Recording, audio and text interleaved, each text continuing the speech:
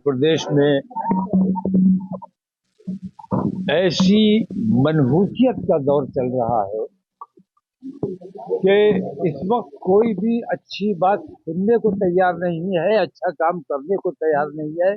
और अगर कोई अच्छा काम करना चाहता है या अच्छी बात कहना चाहता है तो उसको बलपूर्वक जबरदस्ती रोक दिया जाता है। और सरकार 144 जबरदस्ती लगाई गई है। कत्ल करवाओ अपने गुंडों से और उसके बाद 144 लगाकर लोगों की जबान पर तालाबंदी करने का काम करो, लोगों को घर से निकलने पर पाबंदी लगा दो। ये अन्याय अब बर्दाश्त नहीं किया जाएगा। हम आज निकले हैं, हमें जबरदस्ती रोका गया है, हमें धरना स्थल तक नहीं पहुंचने दिया गया है। जबकि मैं सिर्फ ये मांग करने जा रहा था, मैं अतीक की हिमायत में नहीं, मैंने पहले भी ये बात कही है कि मैं तमाम जितने मर्डर हुए हैं, तमाम जितने फेक इनकाउंटर हुए हैं, वो विकास दुबे से लेकर आज तक जितनी हत्याएं की गई हैं, मैं ये समझता हूं कि वो हत्या किसी मुजरिम की या मुलजिम की नहीं थी, बल्कि वो हत्या अदालत की हत्या है। अदालत का अदालत जाने के बजाय सबसे तकलीफ और अपना होता है। जहाँ तक आपका सवाल है, आपने हमेशा संविधान धार्मिक की बात की, लेकिन जहाँ जिसका एनकाउंटर हुए सिर्फ अपनी और के लिए नहीं, मैं पहले भी बोलता, पहले भी नहीं। आप लोग याद ना रखो, और आप लोगों को तो एक विलन चाहिए अपनी स्टोरी बनाने के लिए। आप लोग गलत तरीके से पेश करते हो। मैंने हर मौके पर बुराई की मुखालफत की है, हर मौके पर अच्छाई की बात की है। आशीष विकास के मौके पर भी मैंने ये बात की थी, विकास की भी हिमायत की थी। और इस किस्म की जितनी हत्याएं हुई है, मैं कह रहा हूं हत्या कर दो। मैं हत्या मैं हत्या की मुखालफत नहीं कर रहा हूं। मैं हिमायत इस बात की कर रहा हूं कि अदालतों के जो इख्तियारात है उनका हनन किया जा रहा है। अदालतों को घर बैठाने पर मजबूर किया जा रहा है। या तो अदालतें खत्म कर दी जाएं, या इन तमाम हत्याओं के पीछे जो लोग हैं उन पर कार्रवाई की जानी चाहिए। वो 3 जो शूटर सामने आए, वो एक्टर थे, बुलाए गए थे, उन्होंने उनका कोई कसूर नहीं है, मैं मानता हूं। उनके पीछे जो डायरेक्टर है, जो स्क्रिप्ट राइटर है, वो तमाम मुजरिम है इसके। उन तक जो तमाम लोग जानते हैं, बड़े बड़े अधिकारी इसमें शामिल है। हत्या के मैं अलग ऐलान कहता हूं कि अगर मुख्यमंत्री शामिल नहीं है उसमें, तो उन्होंने कैसे कहा था कि मिट्टी में मिला दिया जाएगा। उन पर भी कार्रवाई बनती है, मुकदमा होना चाहिए। मुकदमे से क्या डरना? अगर तुम साफ हो, सुथरे हो, तो तुम्हें मुकदमे से नहीं डरना चाहिए, इस्तीफा देना चाहिए और मुकदमे का सामना करना चाहिए। मुख्यमंत्री पे सवाल उठा रहे हैं? मैं मुख्यमंत्री पे नहीं, मैं ईमानदारी पर सवाल उठा रहा हूँ। उन्होंने उन्होंने कौन सी शपथ ली थी और कौन सा काम कर रहे हैं, ये देखने की जरूरत है। मेरा सवाल आपकी बात, अगर आप मांग करते हैं कि मुख्यमंत्री का मुकदमा होना चाहिए, तो कॉपी बाजार उनकी संस्था सुप्रीम कोर्ट में पीआईएल दाखिल करेंगे? नहीं, हमारी वो कार्रवाई चल रही है। हमारी लीगल सेल काम कर रही है, हमारे एडवोकेट वहां हैं, वो कार्रवाई चल रही है। एक सवाल उसके बाद सवाल नहीं, जो बेगुनाहों के साथ क्या आप कैदी करते हैं या मैं कतई मैं अतीक और अशरफ को जानता ही नहीं, मैं कभी मिला नहीं, कभी देखा नहीं उन्हें बराह रास्त मैंने। लेकिन उनकी जो हरकतें रही हैं, मुझे उनके बारे में कुछ नहीं कहना है। कितना ही बड़ा मुजरिम हो, आतंकवादी हो, कातिल हो, कुछ भी हो, जब मर गया तो तमाम बात खत्म हो गई। अब जो तमाम मीडिया रात दिन उनके कीड़े बीनने में लगा हुआ है, ये अन्याय आप लोगों को बंद करना चाहिए। ये जुल्म है। हत्यारों की बात नहीं कर रहे हो, जिनकी हत्या हो गई उनकी बात की जा रही है, ये अन्याय है। दूसरी बात मैं ये कहना चाहूंगा कि मैं अदालत की हिमायत में, लोकतंत्र की हिमायत में, मैं अपने देश के संविधान की हिमायत में धरने पर बैठा हूं और इंसाफ की बात करना चाहता हूं। जिन लोगों की हत्या कर दी गई, गलत तरीके से की गई है, उसमें भी प्रयागराज पुलिस ने पूरे उत्तर प्रदेश की पुलिस को बदनाम करने का काम किया है। उत्तर प्रदेश की पुलिस की अब ये जिम्मेदारी है कि ये जो तुम्हारे माथे पर कलंक लगा है, इसको कैसे धोना है। अगर इसी तरह जुल्म करोगे, अच्छे लोगों को अच्छी बात नहीं करने दोगे, जबरदस्ती रोकोगे, तो प्रयागराज वाला कलंक तुम्हारे माथे पर भी लगेगा। तो तुम योगी की पुलिस नहीं है। आप योगी की पुलिस नहीं है। आप हमारे उत्तर प्रदेश की पुलिस है। आप अंग्रेजों की पुलिस नहीं है।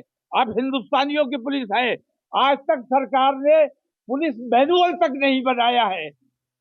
सरकार को पुलिस मैनुअल बनाना चाहिए। पुलिस का गलत इस्तेमाल किया जा रहा है, तमाम एजेंसी का गलत इस्तेमाल किया जा रहा है।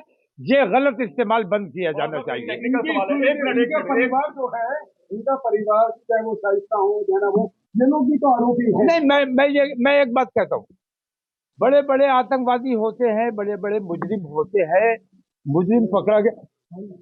घर की खवातीन को कभी मुजरिम नहीं बनाया जाता है, कभी मुजरिम नहीं बनाया जाता है। खवातीन को मुजरिम बनाने का मतलब यह है कि आपको उस खानदान से दुश्मनी है, आप उस खानदान को तबाह करना चाहते हैं। दूसरी बात ये कि हमारे यहाँ शरीयत के मुताबिक जिसका शौहर कत्ल हो जाता है या फौत हो जाता है, वो इज्जत पर औरत रहती है। कब्रिस्तान जाने का हमारे यहाँ रिवाज नहीं है।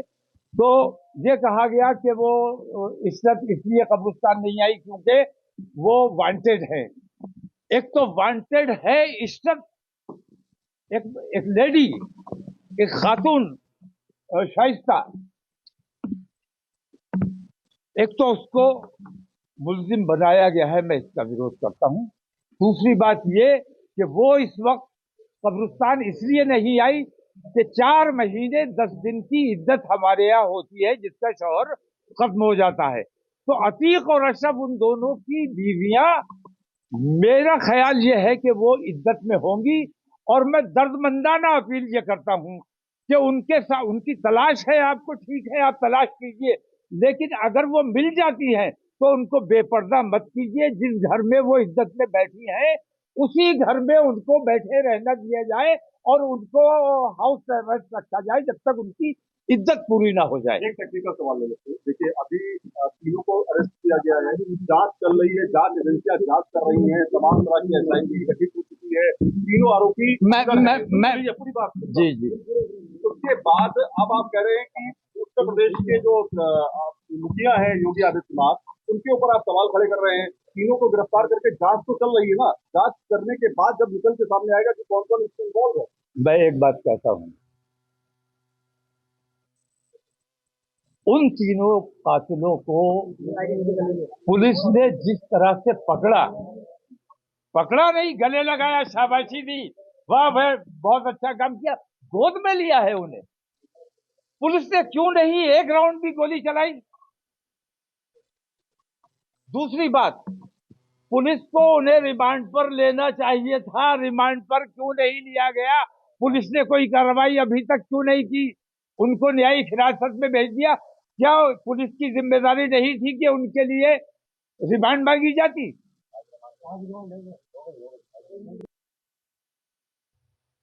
तो मैं किसी जांच एजेंसी पे भरोसा नहीं कर रहा हूं, क्योंकि जितनी जांच एजेंसियां हैं, मंत्री का तो कहीं से कहीं तक सीधा इन्वॉल्वमेंट ही नहीं है।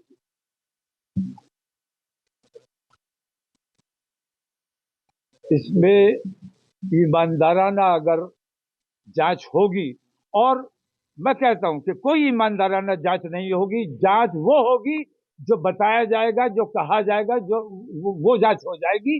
मैं किसी जांच पर कोई भरोसा करने के लिए तैयार नहीं।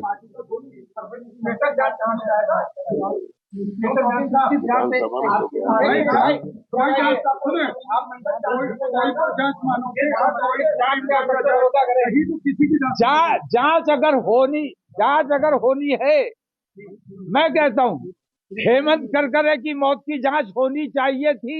हेमंत करकरे बंबई आतंकवादी हमले में नहीं मारे गए, बल्कि उनको आतंकवादियों को हायर करके बुलाया गया था हेमंत करकरे और उनकी टीम को मरवाने के लिए।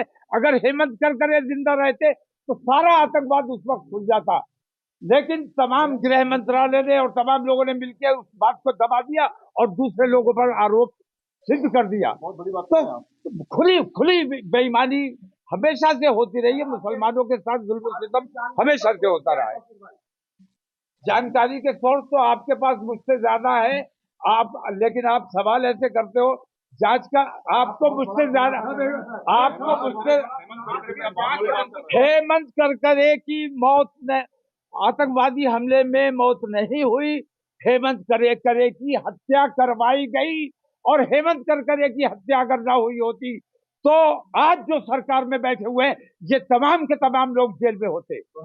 और मैं अपने इस बयान के लिए मैं भी जेल जाने को तैयार हूं, क्योंकि अच्छी बात और सच्ची बात न कोई सुनने वाला है न कोई मानने वाला। आपकी जांच से भरोसा नहीं, भाई कोई तो जांच होगी, कोई तो जांच के बिना ऐसे किसी को आरोपी कैसे सुप्रीम कोर्ट